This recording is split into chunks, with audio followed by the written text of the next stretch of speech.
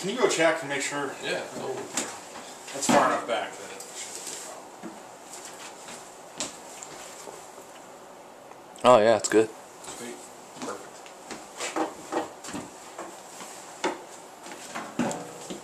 Oh yeah. Hello, Internet. I'm Dan. And I'm Chaz. This is Wine is Serious Business, episode 165. God, I got it right. Yes. Alright, so we're doing a couple Pinots today. We've done, well, both of these on the show before, right? Yeah, we have. Yeah, previous two vintages bottles. of both wines. So we're still drinking 2010s. 2011s are starting to hit the market, but the mid-range and high-end stuff still hasn't made it. So today we're drinking 2010, sort of mid-range bottlings. One from Idealist. This is the Historian Pinot Noir, and then Brooks Janus, which we're familiar with.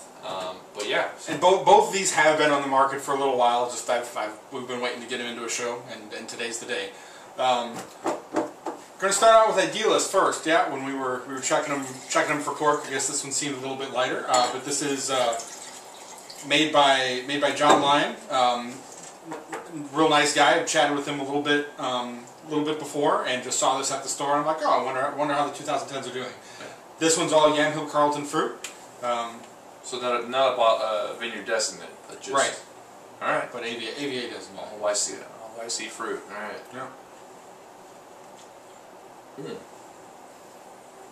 Boy, but they've been open maybe 20 minutes, maybe 30, getting there. Yeah, they were cellar temp when we first grabbed them out, so we let them warm up a little bit while they were open. So. The aromatics have really started to come out of this a little more. Big time. After being open for a while, it's definitely helped it out a lot. Black earth that I like to associate with Yamhill Carlton is definitely showing up here. Kind of some dark cherry notes on the nose. Black pepper. Mm. I agree with the cherry thing. I'm getting like a little bit of the savory, almost like a balsamic vinegar, like a little like a savory soy sauce, umami thing going on. I can see that. Yeah. Coinciding with the fruit, it's really in the dark earth that you were talking about before, which I agree with. It smells wonderful. Yeah, good complexity on the nose. Yep.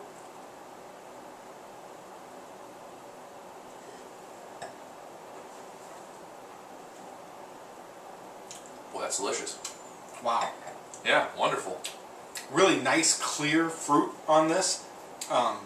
Darker flavors. Again, I think the darker cherries from the nose start to show through, but there's also some like brighter raspberry flavors in there too.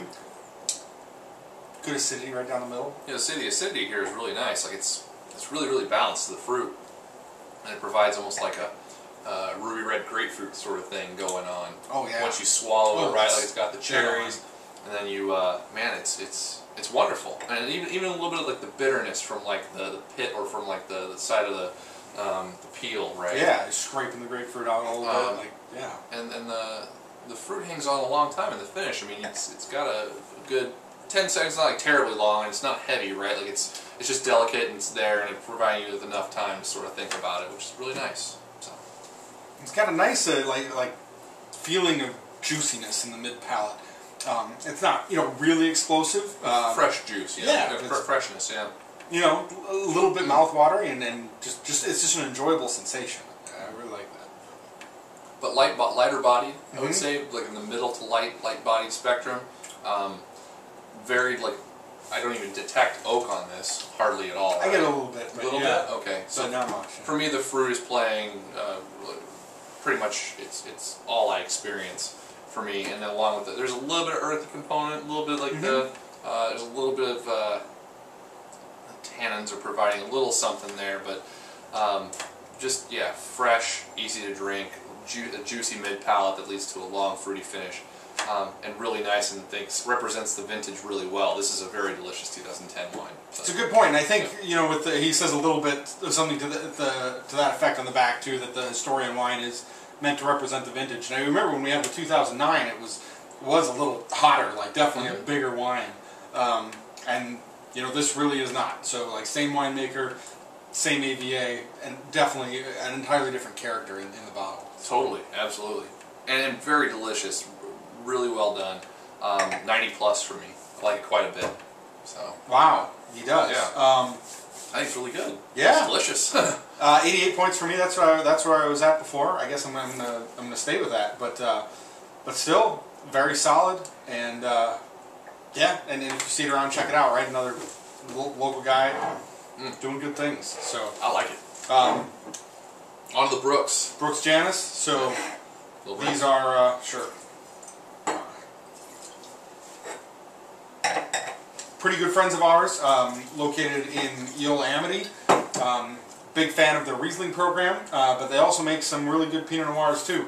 And a huge lineup, man. They've got so many wines now. It's really amazing and a lot of fun, right? Like a chance to try all this new stuff every single year. They've got something new and interesting to try. Another tasting room's open all the time, yep. right? So before it was an appointment only, but now you can go there anytime. And yeah, always a huge lineup. You get to taste a massive spectrum of wine, which is awesome, right? Like they do so much cool stuff. So yeah, and I'd say almost everybody I bring there, like you'll find at least a couple bottles that you think are awesome, because there's enough difference between all of them that there's pretty much something for everybody.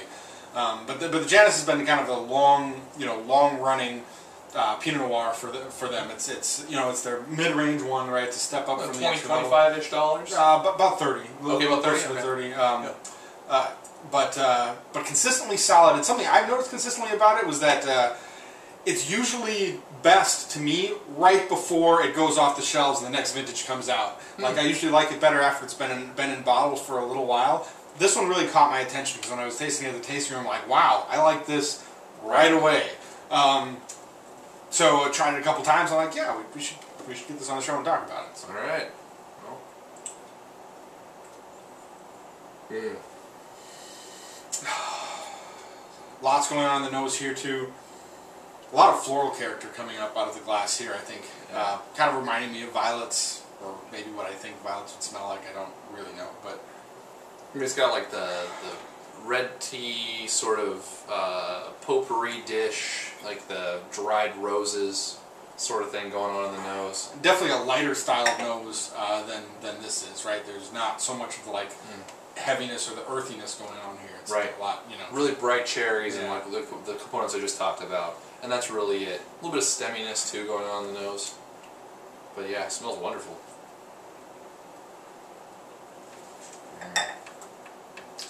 Great texture. As soon as it comes into the mouth, really like how the tannins just kind of sit gently. Like there's this sense of structure, but it never gets grippy or troublesome. And the acidity is just bright all the way through. It's making my mouth water now, even as I'm talking, well after drinking it. It's yeah. This one doesn't have the upfront fruitiness of the Idealist wine, for sure. But where it's neat is like in the finish of getting like sort of like a pomegranate thing going on with the seeds, maybe combining with the tannins there, like very, very fresh and juicy. And then like a cold red tea sort of going on in the finish as well. The red tea is coming through the nose and the palate. And wonderful though, like texturally and the way that it's put together, it's what's the word? I'm tired. It's integrated already. Oh yeah, totally. The integration is there, and I totally agree with Dan. This is good to go right off the bat. So yeah. I'm getting a really good sense of like complex raspberry flavors on the palate. Like they start out kind of light, but there is already like a nice sense of evolution. And even a little touch of minerality, I guess, on the mid palate there too, because it doesn't evolve to be like big heavy fruit. Like it still stays light and crisp all the way through, which again I think is pretty true to typical expression of the vintage as well. Yeah, real solid. Yeah, I like it. I like it a lot. Just based on the this one's a little. It's weird because I'm getting less fruit out of this one, and it's not as juicy, but I'm getting a little more weight. I guess I should say a little firmer acidity levels, and I like that. Like it's good, but it's very integrated and easy to drink now.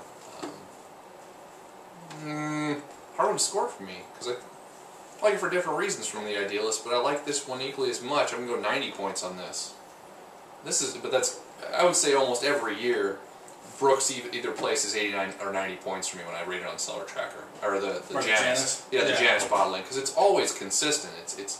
It's definitely always true to the vintage, but it's always consistent as far as quality level, and I appreciate that. And to me, I guess the fact that my previous experiences have been like consistently, good right at the end of when it's on the shelves, shows that it ages well, at least for the short term. I'm suspicious that it would, the balance is there. I can see it holding together, over more time as well. I've got some 08s. So yeah. We should get into one sometime soon. Yeah, it'd be a good time. We'll bring that around sometime. Yeah. But 90 points for me too. Where this really comes through for me is the way it lingers on the palate.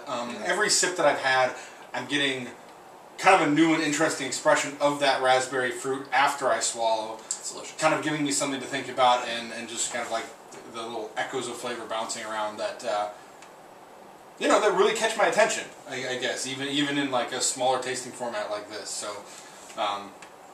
Rock solid, exciting to see stuff like that, right out of the gate. And actually, 2 solid wines tonight, comparable price points. I don't remember exactly where this was at, but I want to say like... Let's say it's right around the 30 bucks. Lower 30s, something like that. So, 2 different AVAs represented. Oh, this is Willamette Valley. This is a little bit of a blend. But still, solid wines tonight. Absolutely. Thanks for watching. We got to get a question of the day in there. Actually, I was trying to think up one. So I got a little... I might ramble for a second here, but go for it.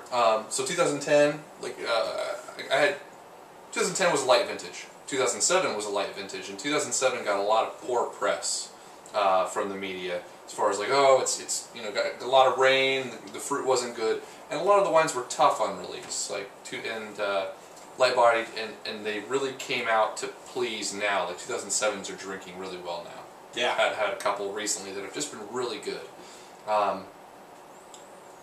So I guess where I'm going with this is, do you prefer vintages? Like, have you found that you agree with the press, or do you find that there's times with the press where you totally don't agree with the press, and what vintages have those been, and where? Tell us a story, man. This would be a terrible question if we were talking to people who don't drink a lot of wine, but that's not our audience. That's not our audience. We've discovered pretty much everybody who watches this has an opinion. Yeah, and 2007 for me has been an eye-opener, but 2010 didn't get near the buzz that 2008 did, but I'm liking the 2010 wines a lot more on release than the 2008s. On release without question, and really only time will tell if 2008 holds up to the hype. Right, and I bought a lot. I bought a lot of 2008. One, because there was hype surrounding it, but the wines were really good. But I'm finding that my palate is drawn to these 2010s. They're just so delicious. And there are definitely wines that I bought in 2008 that I was not excited about drinking short term, right? Like I bought those as much for there are good things going on, and I really trust the producer. Totally. That I'm curious to see where it's going to go, or I trust where it's going to go. That I suppose there's potential for 2008 to turn out to be the bust that everyone thought 2007 was going to be. That's very possible. That's very possible. But now I've rambled for a bit. Our question, a little more concisely, is do you genuinely agree with the conventional wisdom, vintage to vintage, and tell us a story about your opinion on Yeah, because this is going to be a good one. If we get some comments on this is going to be some good comments. And people have been commenting lately too. That's been awesome. Appreciate it. Yeah, totally. Both on YouTube and on Facebook. Another cheers to that, Brian. We don't give the YouTube fans nearly enough love. I need to start going and checking the YouTube comments. It doesn't happen a lot. Facebook, but he's been following us for a long time and just chimes in every once in a while. And A, I appreciate you watching for a long time, and B, I appreciate you participating. So thanks. Yeah, thanks, Brian. We'll see all of you next week.